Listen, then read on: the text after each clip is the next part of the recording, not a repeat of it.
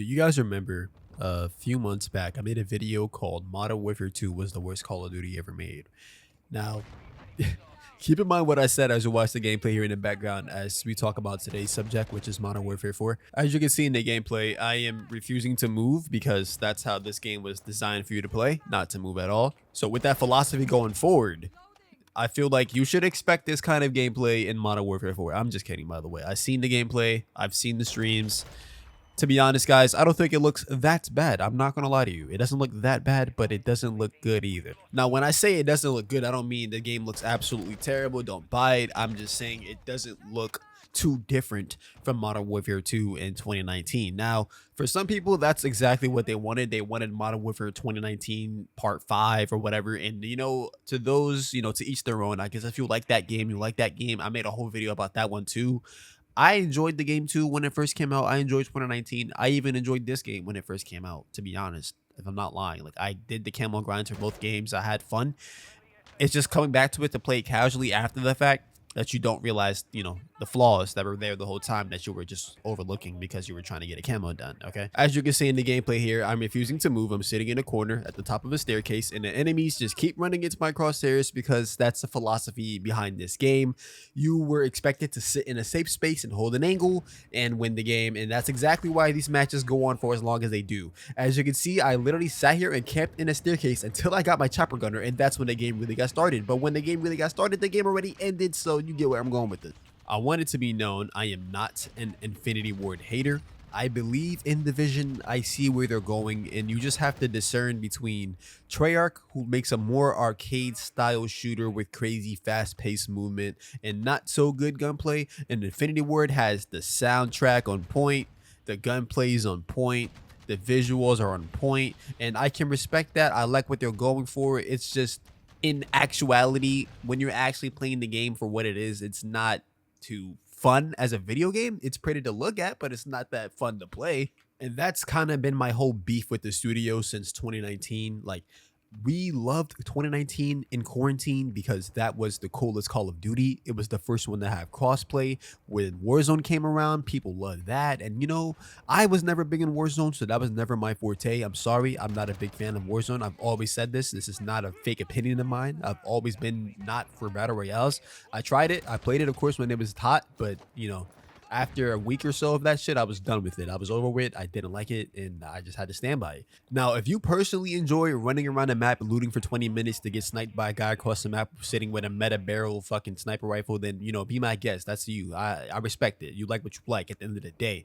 I'm not going to take that away from you, but these guys they didn't know how to make a fun game. They knew how to make a realistic game, and that was always their biggest problem.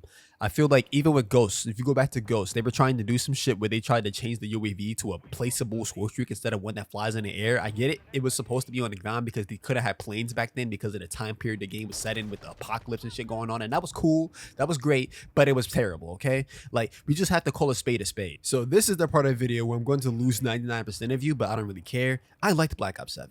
Sorry. I like Black Ops 7. I didn't like Black Ops 6 as much. I loved Black Ops 7. I enjoyed Black Ops 7.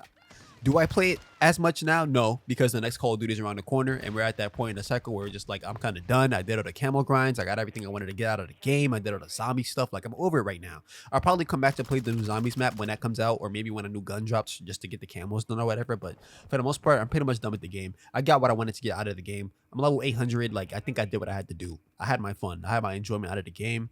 But for the most part, I like the game for what it is. I think it's an enjoyable experience if you just take off the hating glasses. I feel like the game wasn't given that much of a fair chance because obviously coming off the backs of Black Ops 6, a lot of people wasn't fucking with that after season 1, and they didn't really do anything to mitigate those issues the game already had. It was just the design of a lot philosophy behind Black Ops 6 was already bad because I get it. Every single map was like a small brain rot map type thing going on, and that's, it is what it is. That they were going for that, and they went for it, and it didn't pay off for them. If you've been paying attention to the Call of Duty news cycle that's going on right now, you know that they lost $300 million allegedly due to people only playing the game through Game Pass.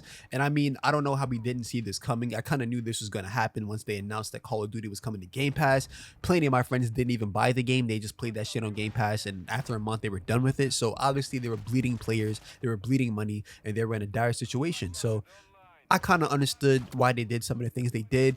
I understand why they milked the community with goofy ass skins to make back some of the money they lost, because obviously they were going to make those sales. People love goofy skins. As much as the internet tries to portray that they hate it, the casual player doesn't give a fuck. They're going to buy the goofy skin. I promise you, every time. And you see here with the Modern Warfare 4 marketing, the first thing they made sure to tell everyone is, hey, there will be no goofy skins in this game. Let me tell you right now, they're fucking lying. I can almost guarantee it after season 3, at least season 3, maybe season 2 even, they're gonna drop the first goofy skin. Bro, Black Ops 7 has fucking Nicolas Cage in it. I actually don't care about goofy skins in Call of Duty. Yes, I know. Newsflash, I don't care about skins in a video game where you can't even see your character. You only see the enemy people and you shoot them. Why do we care what skin they're wearing? They still get shot. I don't care. If anything, wearing the goofy skin makes you an easier target. Why are we complaining about this shit? I mean, I get it. You want to keep the military aesthetic going on in Modern Warfare 4. Bro, let's keep it a fucking stack. You're going to be running around with a fire shotgun in a week from release anyway. Okay? Like, why are we pretending that we're going to play this game in some battlefield militaristic style of gameplay? We're not doing that. You're going to be running around, quick scoping, sliding around, doing backflips off buildings anyway. Why are we pretending? But on a positive side, guys, I actually did kind of enjoy looking at some of the Modern Warfare gameplay that I did look at earlier this week at the New York City Fanatics Fest that was going on. I saw some of the streamers play. I saw Jay Broski play. I saw that Skyrose guy play. I think I seen T-Dog and C-Preds play. It looked pretty interesting. Even though it looks like Modern Warfare 2 with a facelift and some better movement, that's kind of like, I guess it's not that bad, is it?